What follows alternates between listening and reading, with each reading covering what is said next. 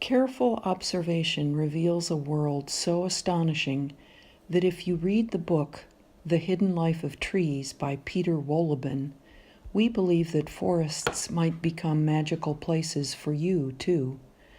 Trees live on a different time scale. One of the oldest trees on Earth, a spruce in Sweden, is more than 9,500 years old. That's 115 times longer than the average human lifetime. The electrical impulses that pass through the roots of trees move at the slow rate of 1/3 of an inch per second, just one of their many means of communication. Trees also use the senses of smell and taste. A most astonishing thing about trees is how social they are. Trees in a forest care for each other, using a wood-wide web of soil fungi that connects vegetation in an intimate network. A story about Yellowstone National Park shows just how vital undisturbed forests are to the future of our planet. It all starts with the wolves. Wolves disappeared from Yellowstone in the 1920s. When they left, the entire ecosystem changed. Elk increased their numbers and began to make quite a meal of the aspens, willows, and cottonwoods that lined the streams. Vegetation declined and animals that depended on the trees left. The wolves were absent for 70 years. When they returned, the elk's languorous browsing days were over. As the wolf packs kept the herds on the move, browsing diminished and the trees sprang back. The roots of cottonwoods and willows once again stabilized stream banks and slowed the flow of water. This, in turn, created space for animals such as beavers. These industrious builders could now find the materials they needed to construct their lodges and raise their families. The animals that depended on the riparian meadows came back as well. The wolves turned out to be better stewards of the land than people were, creating conditions that allowed the trees to grow and exert their influence on the landscape. Pay attention to more than just the quality of the tree trunks. Notice bizarre root shapes, peculiar growth patterns, and mossy cushions on bark. The interior of an enormous ancient tree stump had completely rotted into humus long ago. But how could the remains have clung on to life for so long?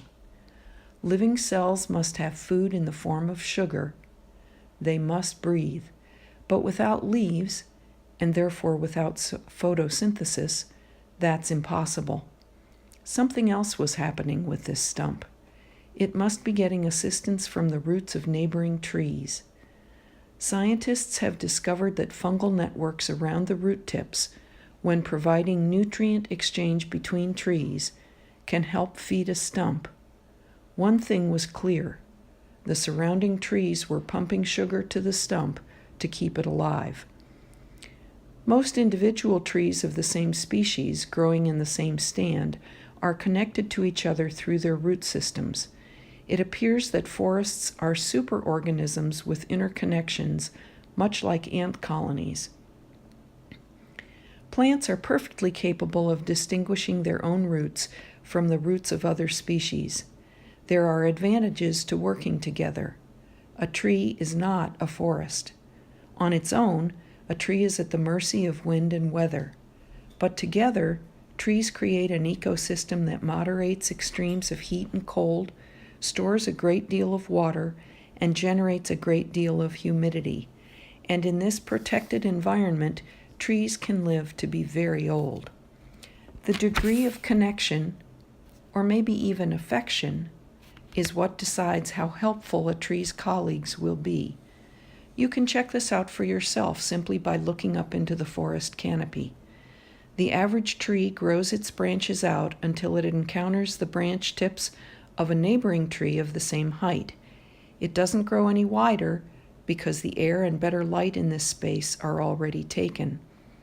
A pair of true friends is careful not to grow overly thick branches in each other's directions.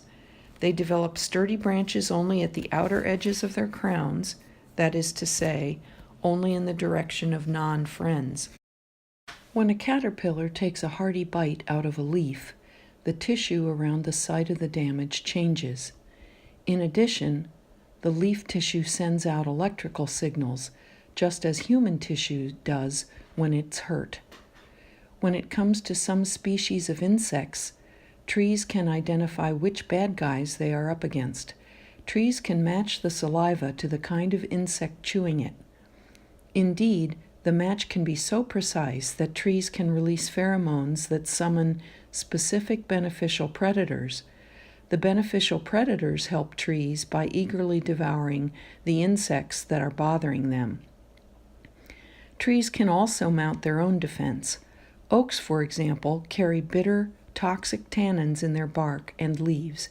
These either kill chewing insects outright or at least make the leaves taste biliously bitter. The fungi around tree roots operate like fiber optic internet cables. Their thin filaments weave through the ground in almost unbelievable density. 1 teaspoon of forest soil contains many miles of these filaments. And so it goes in the forest.